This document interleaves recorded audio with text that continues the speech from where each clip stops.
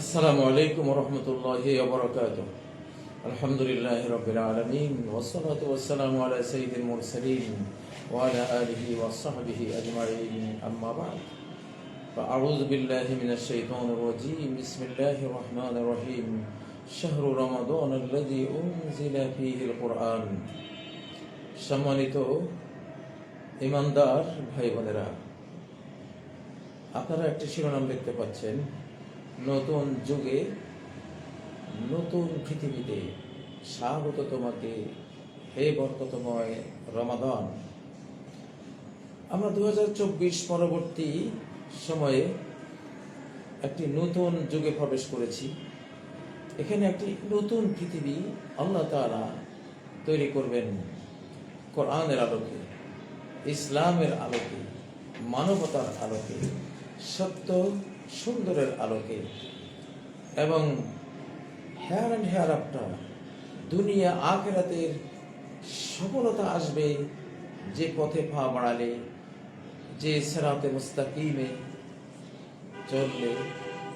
সেই সিরাতে মুস্তাকিমের আলোকেই ধীরে ধীরে এই পৃথিবীটি নতুন সাজে সাজবে বলে আমরা কোরআন ও সুন্নাহ থেকে জানি।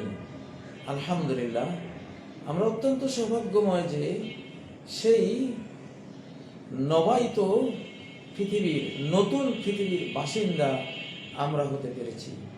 প্রিয় বন্ধুরা, সেজন্যই এবারের রমাদান অন্যরকম একটি আহ্বান নিয়ে আমাদের দোরগোড়ায় হাজির হয়েছে, আমাদেরকে ছায়া দিতে আগমন করছে। তাই এই রমাদানকে আমরা স্বাগত জানাই রমাদানের সিয়ামকে, যা আমরা কেবলমাত্র আল্লাহর জন্য রাখবো। আল্লাহ খান না, আমরাও খাবো না, তিনি পান করেন না, আমরাও পান করব না, তার কোনো ঘর সংসার নেই আমাদেরও। এই রমাদানের রোজা অবস্থায় ঘর সাংসারিক যেসব আচরণ, সেগুলো আমরা বর্জন করব আল্লাহর জন্য।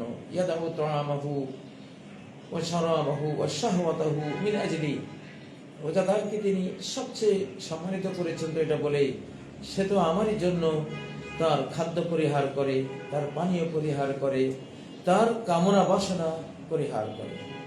এটি যেন আল্লাহ প্রেমের সর্বোচ্চ একটি সিনারিও।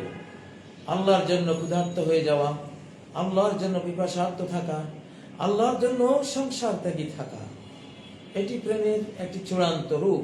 আল্লাহ তাআলা আমাদের সবাইকে, সকল ভাই বোনকে, নারী পুরুষ, যাদের উপরে সিয়াম ফরজ, যাদের পরিণত বয়স হয়েছে, যারা হয়েছেন সাবালক সাবালিকা, তাদের সবার উপরে এই সিয়ামটি ফরজ। ভালোবাসার এই পরীক্ষাটি দেয়া ফরজ। আল্লাহ প্রেমের এই গিরিপথ পাড়ি দেয়া তাদের উপরে ফরজ। যারা আমাদের শিশু কিশোর রয়েছে তাদের জন্য নফল। তাদেরকে আমরা অভ্যস্ত করাবো, চেষ্টা করব 2-4টে রমাদানের সিয়াম তারাও যাতে রাখতে রাখতে অভ্যস্ত হয়ে ওঠে। প্রিয় বন্ধুরা, স্বাগত জানাচ্ছি রমাদানের কিয়ামুল লাইলকে, সালাতুত তারাবিকে। আমরা তারাবি পড়ব।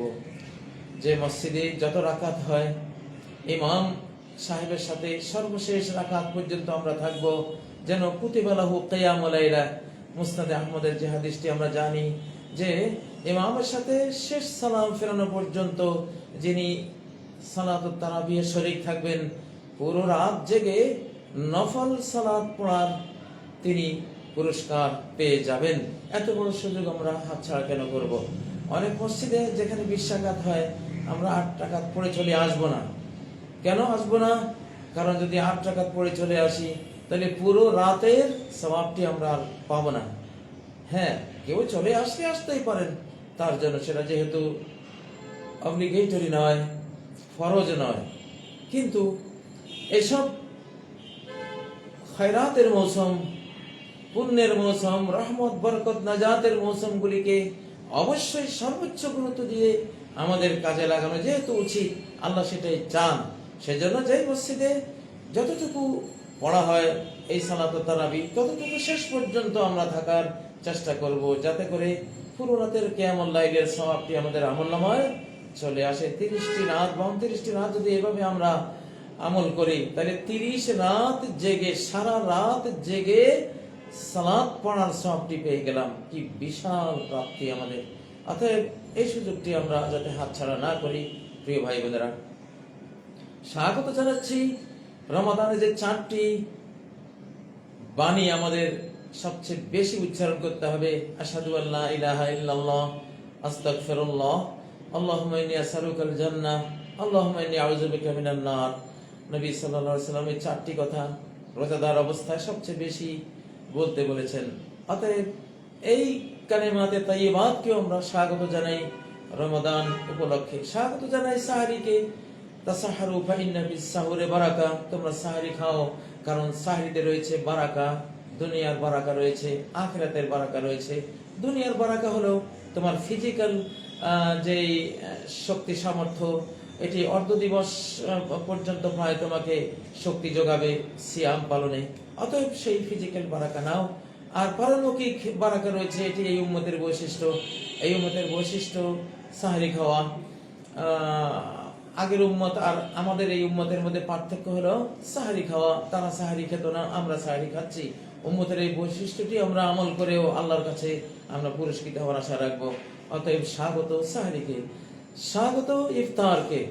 যে ইফতার কারীর জন্য রাসূল সাল্লাল্লাহু আলাইহি ওয়াসাল্লাম বলেছেন, লিস-সাইমি ফারহাতান, ফারহাতুন ইনদা ফিতরিহি, রোজাদারের দুটো আনন্দ রয়েছে। একটি তার ইফতারের সময়, ও ফারহাতুন ইনদা লিকাই রাব্বিহি, আরেকটি হলো তার রবের সাক্ষাৎকারের সময়।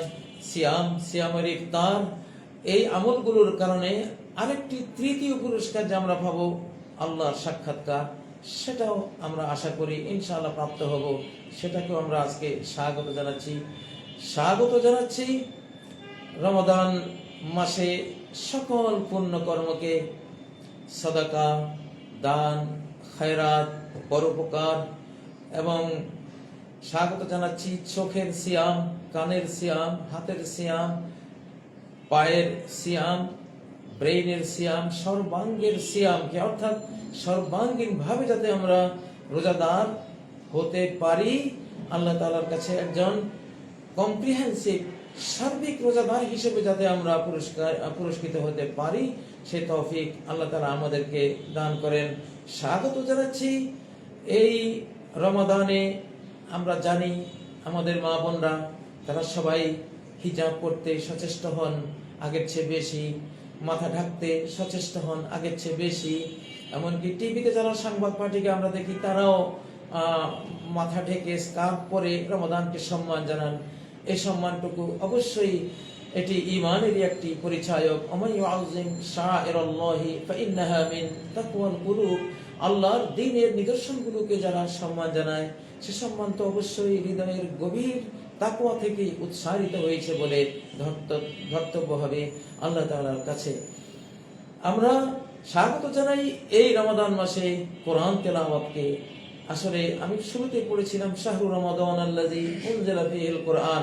রমাদান তো নাজিল, রমাদান তো সে মাস যে মাসের বৈশিষ্ট্য, যে মাসের পরিচয়, যে মাসের মূল প্রতিপাদ্য বিষয় তাৎপর্যই হলো কোরআনের অবতরণ। সমস্ত আসমানি কোরআন, আসমানি গ্রন্থ নাজিল হয়েছে রমাদান মাসে। পেট যখন খালি থাকে, রূহ তখন সতেজ থাকে, নফস যখন দুর্বল থাকে পানাহার ত্যাগের কারণে, রূহ বা আত্মা, হার্ট তখন অত্যন্ত সচেতন, সতেজ হয়ে যায় আধ্যাত্মিক বার্তাগুলো রিসিভ করার জন্য, কোরআনকে রিসিভ করার জন্য। সেজন্য স্বাগত জানাই কোরআন তেলাওয়াতকে। প্রত্যেকেই কোরআন তেলাওয়াত করবেন। রোজাদার ভাইয়েরা কোরআন বুঝবার চেষ্টা করবেন, অনুবাদ পড়বেন।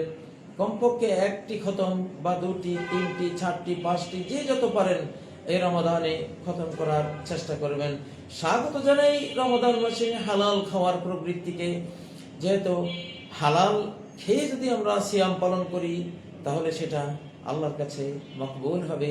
সেজন্য অবশ্যই আমাদের সাহরি যাতে হালাল হয়, আমাদের ইফতার যাতে হালাল হয়, সার্বিক হালাল দিয়ে যাতে আমরা এই পবিত্র মাহে রমাদানকে স্বাগত জানাতে পারি, আল্লাহ যেন সে তৌফিক দেন।